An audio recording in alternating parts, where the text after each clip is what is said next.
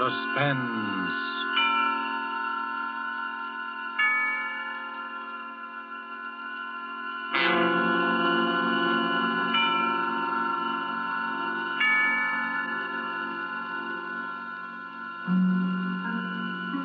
This is the Man in Black, here again to introduce Columbia's program, Suspense. Tonight, in one of her rare radio appearances, we bring you one of Hollywood's most idolized personalities, Miss Dolores Costello. With such noteworthy and distinguished players as Mr. Martin Koslick, Mr. George Zucco, and Mr. Ian Wolfe, Miss Costello appears in A Story of Today, played against the background of the new order in Europe. The story of an oppressed people who use strange and effective methods in dealing with their oppressors and with traitors. The story tonight is called The King's Birthday and was written by Corporal Louis Pelletier, A.U.S. And with the performances of Dolores Costello as the Danish Countess Elsa, of Martin Koslick as the Nazi Gauleiter, Reichman, of George Zucco as Dr. Erickson, and of Ian Wolfe as old Peter of Cronwald Castle, we again hope to keep you in suspense.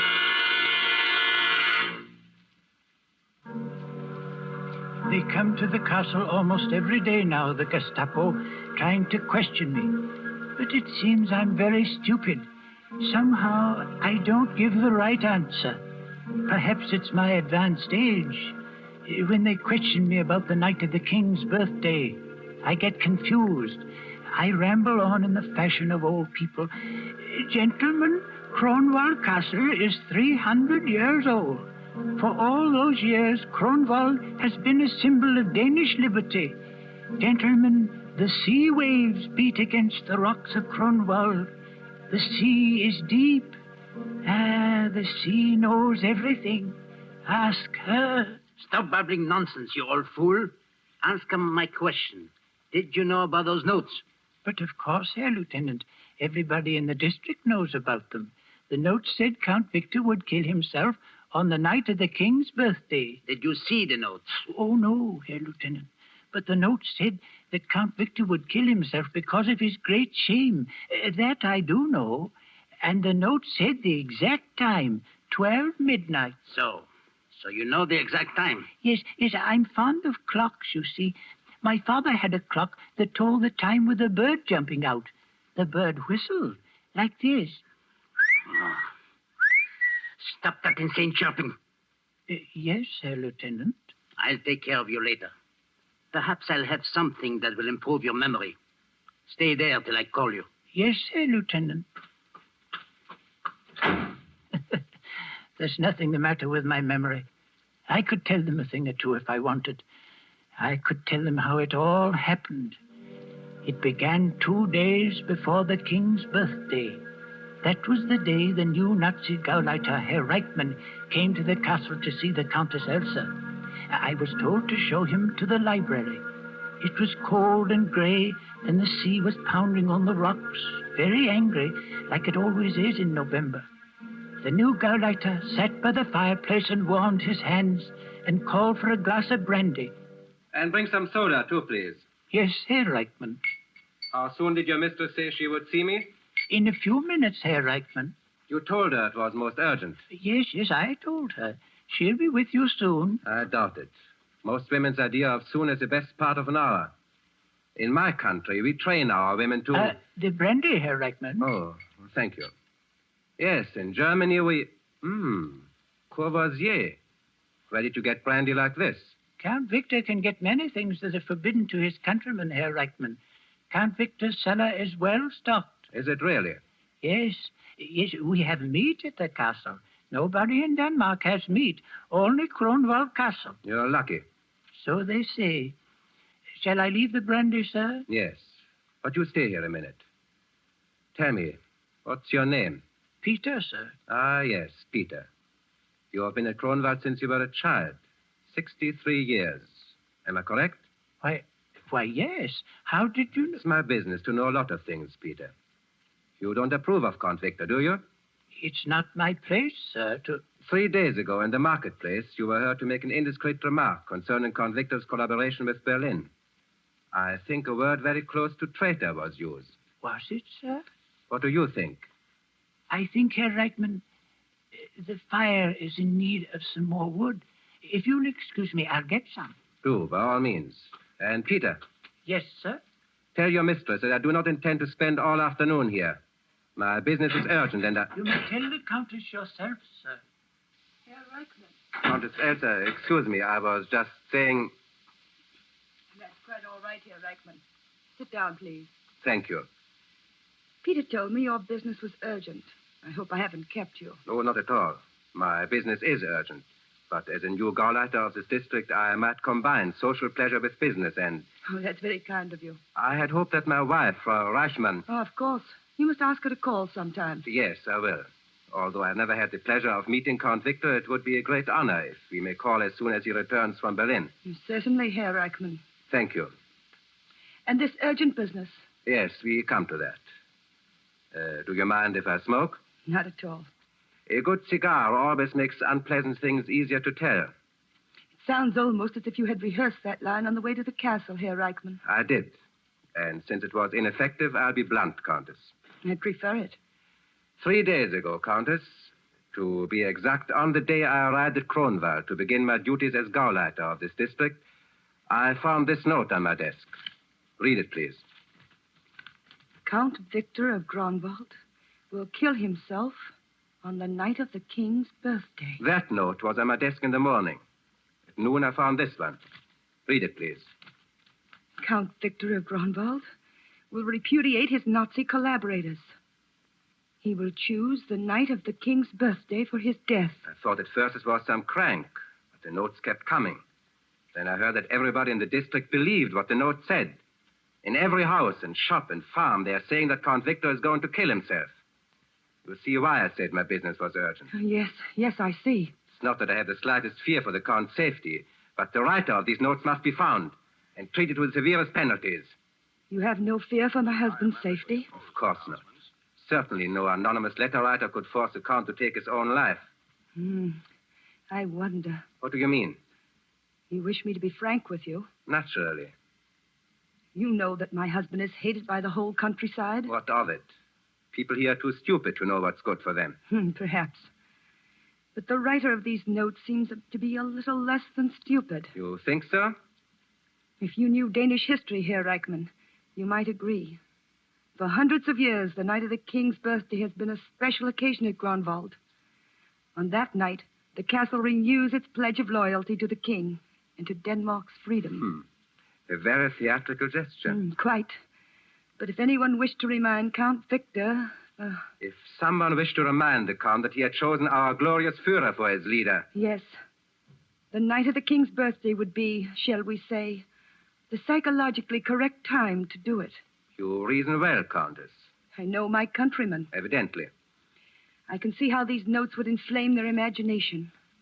If Count Victor were to take his own life as a public repudiation of his present political bonds, the whole country would be stirred to its depths. I see. You seem to view the possibility of your husband's death rather calmly, Countess. Like you, Herr Reichman, I have no fear for his safety. I am only presenting the political possibilities. Quite so. And since you grasp the full significance of the notes, you understand that I must take certain liberties in order to track down the writer. Liberties? Yes. I shall ask your permission to talk with Dr. Erickson. Oh, Dr. Erickson? Well, I'm told he lives here at the castle. Yes, but I should like to talk with Dr. Erickson. as you wish. Peter will show you to the doctor's study. However, I assure you... My time is short, Countess. I understand that Dr. Erickson is one of your country's able psychiatrists. I understand that Dr. Erickson is an authority on mass suggestion. His help should be invaluable.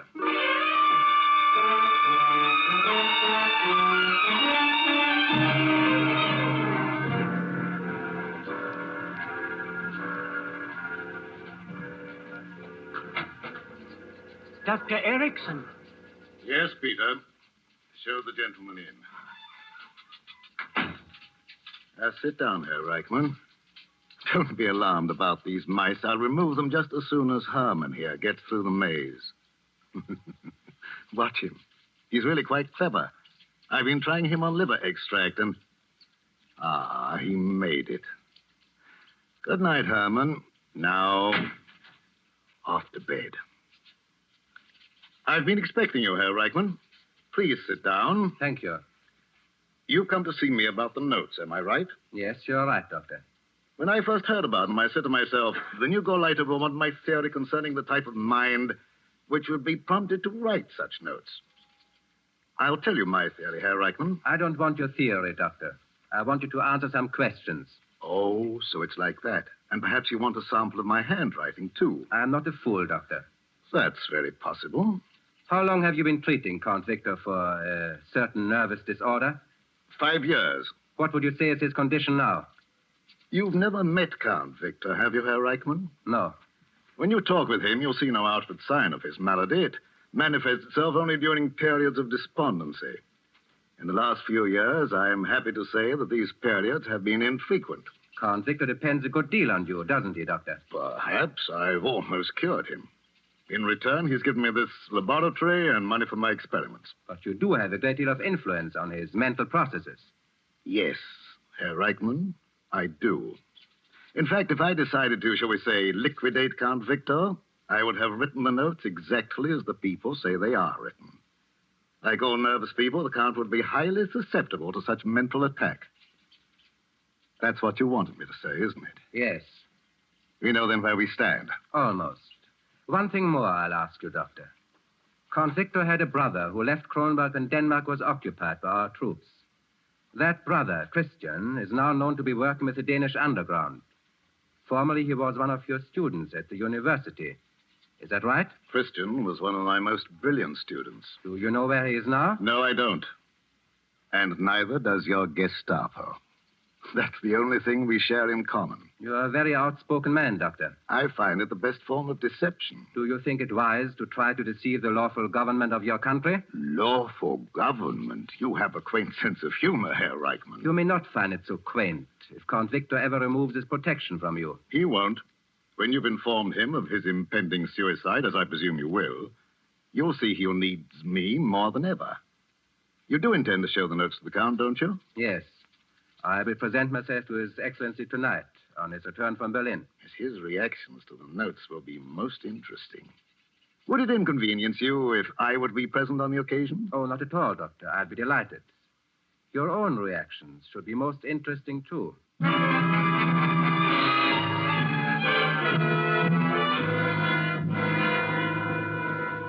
Dad? That's what the people think, eh? They think they can kill me with words. They can't do that to me, can they, Doctor? Easy, Count Victor, easy. Look at this childish note. Count Victor will kill himself on the night of the king's birthday. Because of his great shame here, I'll great shame them, all right. They'll see that... Doctor, a little of the brandy, please. Yes, of course, Count Victor. Now, you mustn't upset yourself. Who's upset? The whole thing is completely nonsensical, completely. Of course it is. Ask Herr Reichman. His police have practically caught the writer of the notes, haven't they, Herr Reichman? Practically, Doctor.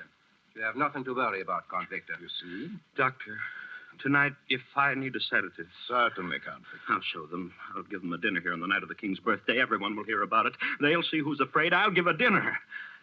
Herr Reichman, will you be my guest at dinner? With pleasure, Count Victor. I'll light up this whole castle like a Christmas tree. And Elsa, you'll wear that gown you wore at the palace and your jewels. You understand? You'll wear all your jewels. Yes, Victor. Kill me with words, eh? If it's words they're after, I'll give them words. Herr Reichman, I'll make a statement to your newspapers the night of the king's birthday. I'll stuff words down the people's throat. Yes. And there's someone in particular who'll read what I have to say. My brother, Christian. I want him especially to read it. Herr Reichman, have you ever seen my brother? No, Count Victor. His picture was in that empty frame up there next to mine. I destroyed his picture. Victor, you're getting excited. Dr. Erickson. Yes, you're right, Elsa. Sometimes the strain of my work is too much. Dr. Erickson, you'll talk to me for a while before I go to bed, won't you? Of course. Talk to you, Count Victor? Yes, the doctor has a way of calming my nerves. It's slightly hypnotic, isn't that it, Doctor? You might call it that, Count Victor. Count Victor, I'd strongly advise... No, it's the only thing that helps me. I just go quietly to sleep while the doctor talks. But, Count Victor... Good night, Herr Reichman. I'll expect you here for dinner on the night of the king's birthday. Of course, Count Victor. Elsa, Yes, Victor. they can't hurt me with words, can they? No, Victor. They can't hurt me if I don't listen, can they? If I shut my ears, I'll be all right. That's it. Shut my ears. I won't listen. I won't listen. I won't listen. I won't listen. I won't listen.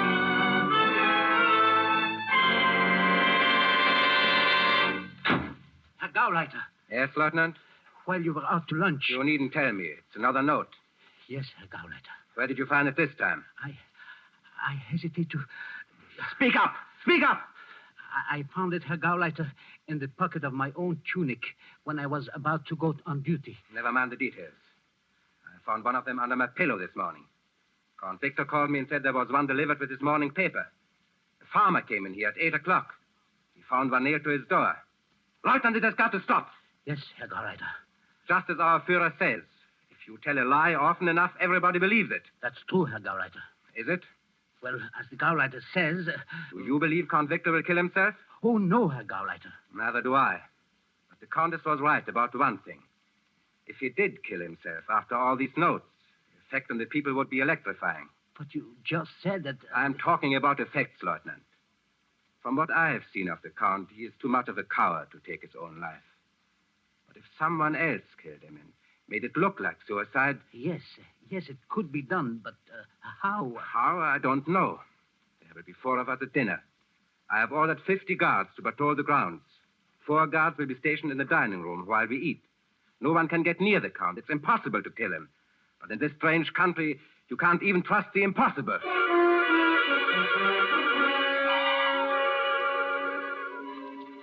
They say the castle is guarded tonight. 50 soldiers. They say the Count locked himself in his room all day writing. A message to the people, they say. They say the Gauleiter has 5 Gestapo men at the castle besides the soldiers. 1 Gestapo man is watching the food for poison.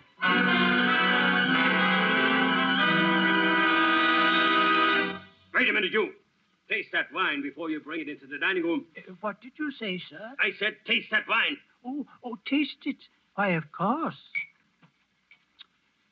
Ah, it's very good, sir. Did you doubt its quality? Don't be insolent. All right.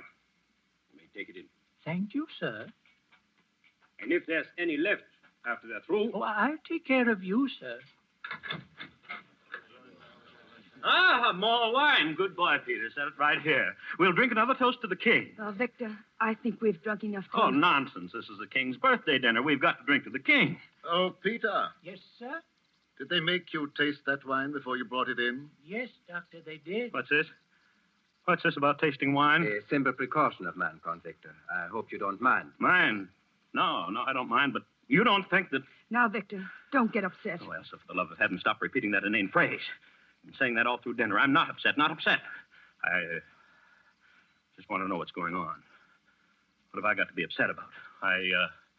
You're more nervous than I am. I can understand the Countess's feeling, as this is the first dinner I've ever had with 4 soldiers observing my digestive processes. Don't you think, Herr Reichmann? I must insist, Doctor, that the soldiers remain. Well, at least ask them to sit down.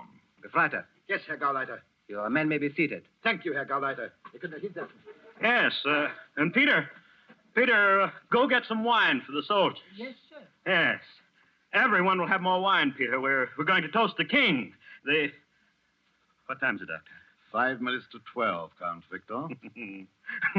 And I'm still alive. Peter, it's 5 minutes to 12, and I'm still alive. Go get the wine, Peter. Yes, sir. You know, Peter tells me everything they say down at the village. The people say I have 5 minutes to live. So, Peter tells you the village gossip. Oh, yes. He knows everything. It was Peter who discovered most of the notes and brought them to me. He brought you the note? Oh, yes, and the last one said that the... Now, what did it say? Victor, can't we talk about something else? Why? Ask the doctor. He and I discussed it for hours. Well, the doctor told me about some sect over in the West Indies that disposes of an enemy by simply writing the victim's name on a piece of paper and sending it to him. Same sort of nonsense is being tried on me. Isn't that your theory, Doctor? Well, Dr. Erickson, in view of the Count's nervous condition, don't you Herr think... Gauleiter, my private life is my own affair. When you work for the Reich, Count Victor, you have no private life. I repeat, Dr. Erickson, in view of the Count's nervous disorder... As the Count's personal physician, I prescribe my own remedies. To know the truth about occult practices is the best way to guard against them.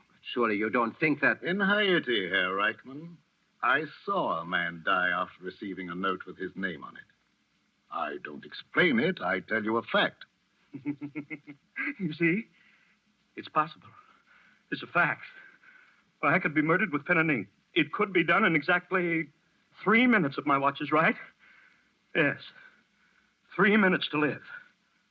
Where's Peter with that wine? Victor, if you will excuse me, I have a headache. You stay here, Elsa. No one leaves this room till midnight. Gefreiter! Yes, Herr Gauleiter. Lock the door. Bolt all the windows. Yes, Herr Gauleiter. Tune season. Yes. Yes, that's right. Bolt everything. They won't come in here after me. They won't touch me. Victor, you're being absurd. I asked Countess, I think it best to comply with Count Victor's wishes. Humor me, my dear. Humor me. Now, you'd never forgive yourself if you treated me unkindly during the last 2 minutes of my life. Especially since you wished me dead so many times. Victor. It's the truth, isn't it? Count Victor. 2 minutes to live, Doctor. This is a good time to hear Elsa's confession. If I may say a word. You may not. Elsa, it's the truth, isn't it? Isn't it? Yes, Victor. It's the truth. I wish you were dead. I hate every minute I live under your roof. I hate the thing you've become. A Nazi puppet. I hate your sniveling, goose-stepping mind, just as I loathe this fat specimen of the super race you've invited to dinner. Gefreiter, all right? No, let her finish, Herr Gauleiter. Go on, Elsa. I despise you as a man. Your countrymen despise you. Even before the Nazis came, you were planning to sell us out. All that Kronwald has fought for down through the years. The Danes should be a proud and free people. You sold all that for a cast-iron Nazi cross. I wish you were dead, Victor. I wish your soul were rotting in the grave that's waiting for all these mad men of Europe. Doctor, listen. 12 o'clock.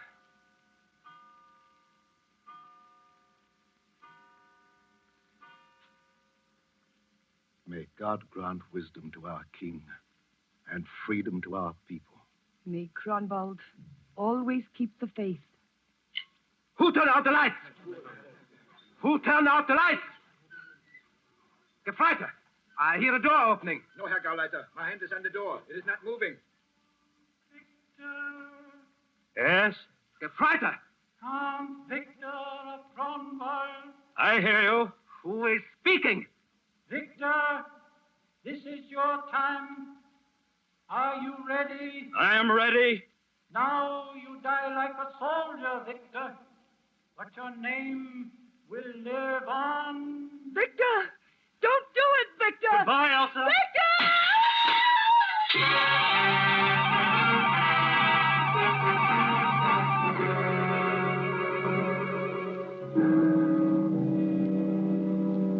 Have they found the body?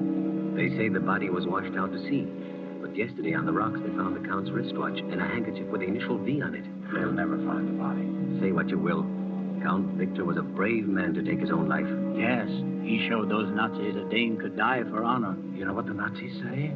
They say someone forced the Count to kill himself. How could you force a That's man? what the Nazis say. And listen, they've arrested old Peter. They're trying to make old Peter talk. Peter won't talk. But if he did, I bet he could tell them a thing or two.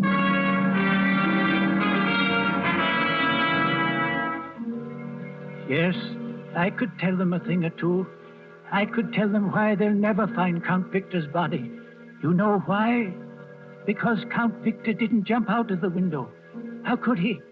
Count Victor was dead 6 days before the king's birthday. No, I didn't kill him. He was shot through the head by his own brother Christian the night he came home unexpectedly from Berlin, 6 days before the king's birthday. Yes, I worked with the underground, and so did the Countess and Dr. Erickson. That's why Christian came here to see us. When the Count returned unexpectedly, Christian decided to try to reason with him. They quarreled and, well, Christian eliminated the slimiest traitor Denmark has ever known. It was then that Dr. Erickson got the idea for the notes. Christian, we've got to try it. This new Gauleiter has never seen Count Victor. You'll pose as the Count and we'll stage your suicide. The moral effect on the people will be tremendous. Christian agreed, and we started sending the notes. The rest was easy. We all played our parts, and Dr. Erickson coached us on the exact thing to do at 12 midnight. At the last stroke of 12, Peter will turn out the lights from downstairs. You've got that, Peter? Yes, Doctor. Then what do? I go through the passageway that leads to the hidden door in the dining room fireplace.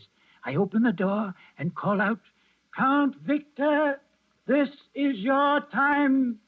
Are you ready? And you, Christian? I say, I am ready. I call out, don't do it, Victor. Don't do it. Then I break one of the windows. And you, Christian? I go through the fireplace door and disappear. Yes. And Count Victor of Kronwald has died for his country.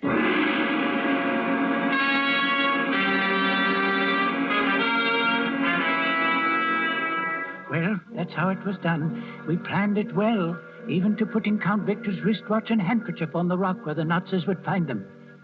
Presently, the Gauleiter will question me some more. But soon there will be a note on his desk, and I can hear him saying, Lieutenant, how did this note get on my desk? A note? I don't know, Herr Gauleiter. What does it say? Says, remember the night of the king's birthday. Your turn is next, Herr Gauleiter. Your turn is next.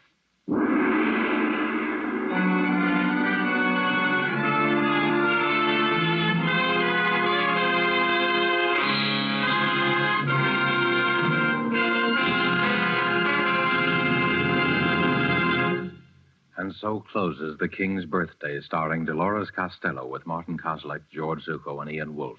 Tonight's tale of Suspense. The producer of these broadcasts is William Spear, who, with Ted Bliss, director, Lud Gluskin and Lucien Marowik, conductor and composer, and Corporal Louis Pelletier, radio author, collaborated on tonight's Suspense. This is your narrator, the man in black, who conveys to you Columbia's invitation to spend this half hour in suspense with us again next week. Suspense will be heard at a new time, Thursdays at 10:30 Eastern War Time and 7:30 Pacific War Time. Perhaps you will want to note this down. The new time for Suspense will be Thursdays beginning next Thursday at 10:30 Eastern War Time and 7:30 Pacific War Time. Our play next Thursday will be The Singing Walls, based on a story by Cornell Woolrich. This is CBS, the Columbia Broadcasting System.